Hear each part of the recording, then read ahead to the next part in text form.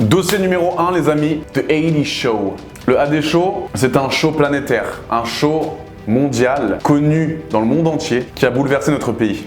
J'ai commencé à faire ce show en avril 2020, pendant le confinement justement. Ce show avait pour but justement de mettre en valeur des talents de divers horizons, chant, danse, cuisine, rap, plein de choses. Ce AD Show a pris une ampleur incroyable durant ce confinement. J'ai invité énormément de personnes dessus. Et c'est vrai qu'il a fait polémique. Pourquoi? Parce que il y avait des filles qui twerkaient sur ce live.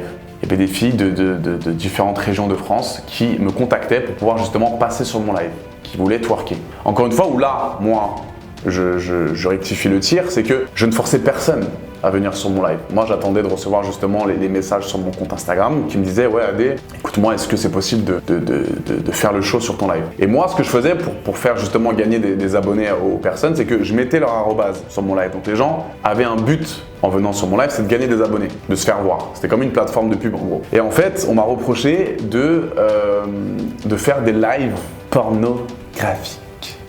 Alors que c'était des meufs qui me contactaient d'elles-mêmes, qui étaient danseuses, qui étaient parfois stripteaseuses, etc. et qui voulaient danser sur ce live. Et moi, j'ai mis des règles sur le AD Show, c'est-à-dire que on joue pas avec la nourriture, on ne s'exhibe pas, pardon, de la tête aux pieds, on reste quand même habillé, même si tu veux twerker en string. De toute façon, en string, tu as des meufs en string déjà sur Instagram qui postent des photos, donc je vois pas où est le problème. Et c'est vrai que ça a été un buzz énorme.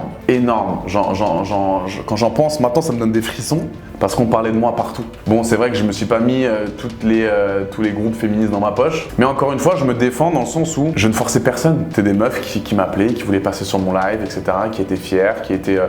on parle de la femme, etc. Ouais, mais la femme, justement, elle fait ce qu'elle veut. Donc du coup, il y a des femmes, justement, qui dansaient, qui bossaient dans des entreprises où elles devaient se montrer, etc. Elles avaient besoin d'abonnés, justement. Besoin d'abonnés pour leur plateforme, pour se faire de l'argent, etc.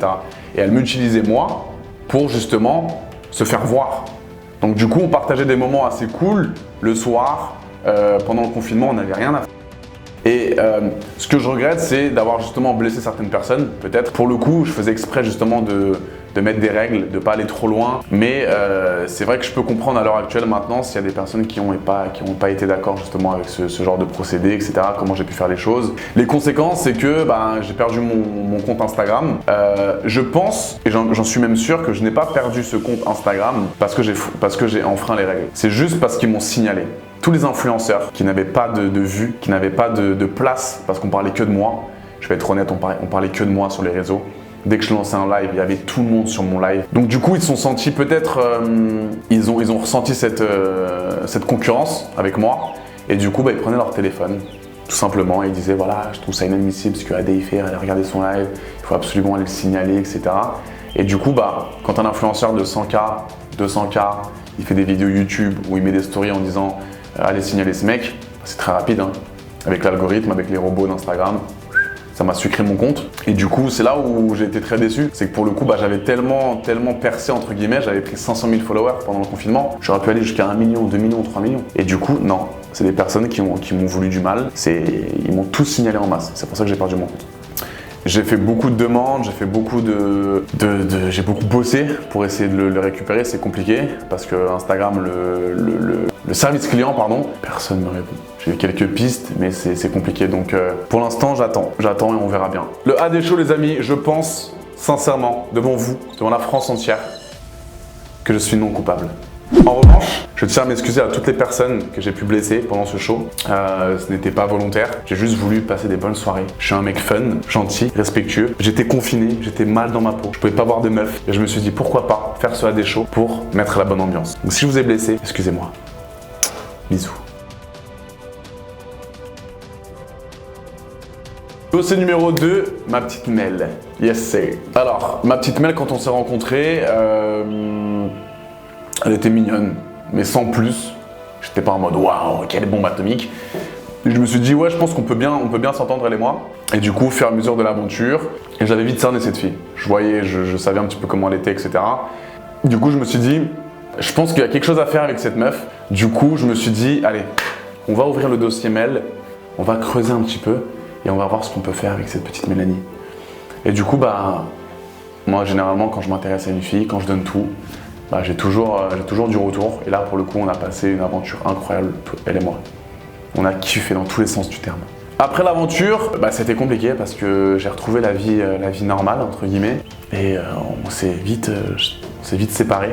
On se parlait plus trop, je suis parti à Miami, elle est partie à Miami juste après moi.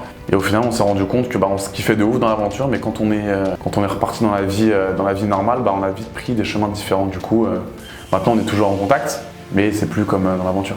Aujourd'hui, je pense que c'est toujours une très jolie fille, mais je pense qu'on pourra pas avoir d'histoire très sérieuse entre Mélanie et moi, malheureusement. J'ai pas eu ce déclic. Moi, pour être en couple, et des buzz, ça c'est quelque chose que je vous dis, j'ouvre mon cœur aujourd'hui. Pour être en couple et pour être sérieux, il faut vraiment que j'ai ce déclic amoureux. Si j'ai pas ce déclic amoureux, si j'ai pas ce « Oh putain, c'est elle. Oh mon Dieu, elle me manque. J'ai envie de la voir. Qu'est-ce qu'elle fait? Où elle va? Avec qui elle est ?» Ça pourra pas marcher. Et du coup, je pense que c'était une petite amourette de vacances, Mel. Et là, à l'heure actuelle, j'ai pas encore trouvé le déclic. J'aimerais avoir ce déclic. Tu comprends pas quand je parle de déclic amoureux? Non? Tu comprends pas? Je dis, voilà, il y a que cette meuf qui existe. Je vois d'autres. Je veux pas avoir d'autres. Je veux que ce cul-là. Tu vois, je veux que cette meuf. Et ça m'est pas arrivé encore. Je pense qu'à l'heure actuelle, le dossier est résolu.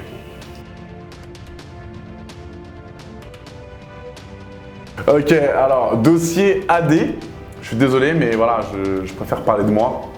C'est une interview, donc autant parler de moi. J'ai parlé de Mélanie parce que c'est une fille qui a beaucoup compté quand même pour moi.